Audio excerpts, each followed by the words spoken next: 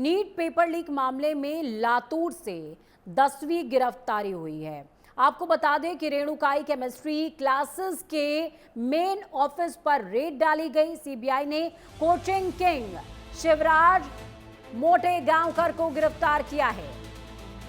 100 करोड़ के coaching turnover का मालिक है शिवराज। लातूर के कई रसूखदार डॉक्टरों पर पेपर खरीदने का शक भी बना हुआ है। नीट लीक मामले में अब तक 10 लोग गिरफ्तार हुए हैं। महाराष्ट्र से 5 गिरफ्तारियां हुई हैं। इधर नीट पेपर लीक मामले में सुप्रीम कोर्ट में रीट याचिका दायर की गई है। एनटीए को हटाकर नई स्वतंत्र अथॉरिटी बनाने की मांग की जा रही है। 21 जून की परीक्षा सीबीटी मोड पर कराने की अपील की जा रही है। सीबीटी क्या है वो समझिए, कंप्यूटर बेस्ड टेस्ट, यानी कि पूरा का पूरा जो टेस्ट है वो कंप्यूटराइज्ड किया जाए। सबसे सीबीआई जांच पर 4 हफ्ते में स्टेटस रिपोर्ट मांगी गई है। आरजेडी सांसद समेत कई कार्यकर्ताओं ने याचिका दायर की है। तो चलिए, स्तुति पाठक ग्राउंड जीरो से हमारे साथ में लाइव जुड़ी हुई हैं इस खबर पर भी ज्यादा जानकारी के लिए।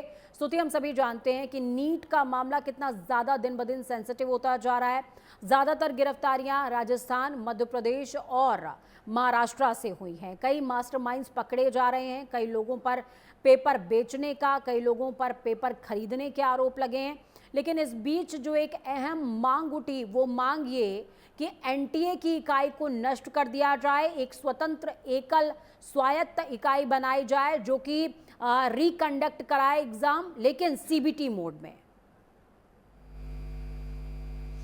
बिल्कुल पूजा, बात करें कि जिस तरह से नीट का पेपर जो था वो लीक हो गया था, हालांकि उसके बाद में सीबीआई जो है जांच कर रही है। हालांकि अभी तक 10 लोगों की गिरफ्तारी हो चुकी है। और अगर बात करें तो आरसीसी कोचिंग के जो मालिक थे उनको भी जो है आज गिरफ्तार कर लिया गया। हालांकि ऐसे में ये मांग उठ रही कि नीट का जो पेपर है वो एक स्वतंत्र एजेंसी को दिया जाए, क्योंकि अगर हम एनटीए की बात करें, एनटीए का गठन जो हुआ था वो इसीलिए होता कि कोई पेपर जो है लीक ना हो। लेकिन जिस तरह से नीट का पेपर चाहे 2024 हो, 2026 हो, लीक हुआ, और ऐसे में कहीं ना कहीं जब सीबीआई जांच कर रही है, जिन लोगों को पकड़ा गया, अभी तक 9 गिरफ्तारियां हुई हैं, उनके कहीं ना कहीं कनेक्शन जो है वो एनटीए से निकले हैं। और ऐसे में कहीं ना कहीं ऐसे में अब लोगों की मांग है, चाहे आरजेडी के नेता हो या फिर छात्रों की भी ये मांग है कि एनटीए को हटाकर किसी और एजेंसी को लाया जाए जो स्वतंत्र हो, पेपर जिससे लीक ना हो, बच्चों के भविष्य पर कोई खतरा ना हो।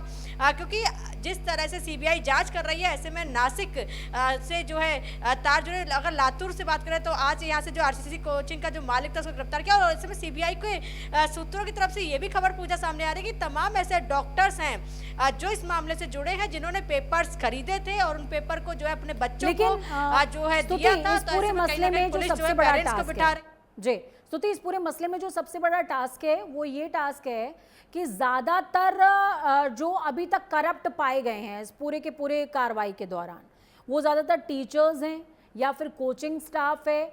ये वो जगह है जहां से हम बेहतरीन भविष्य के बच्चों की उम्मीद करते हैं। अगर वही करप्ट हैं तो कैसे चीजों को सॉल्व किया जाए, ये टास्क एनटीए के लिए भी होगा या फिर अगर कोई स्वायत्त संस्था बना दी जाएगी तो उसके लिए भी होगा। क्योंकि डैमेज कंट्रोल तो तब रोका जाए ना कि जब बाहर का कोई व्यक्ति हो। मामला सारा इंटरनल है।